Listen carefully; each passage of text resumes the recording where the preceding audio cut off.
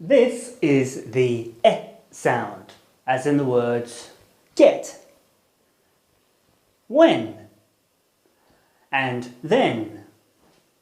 E, E, E.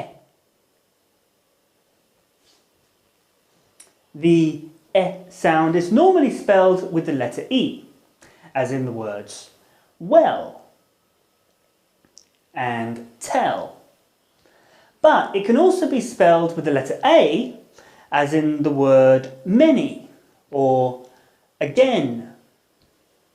Like with all vowels in English, the spelling can be very inconsistent, and you'll always find alternative and unusual spellings of the vowel sounds. It's one of the most difficult things in the English language, but we just have to learn it. Here are some words that start with the E sound. Every, any, ever, and end.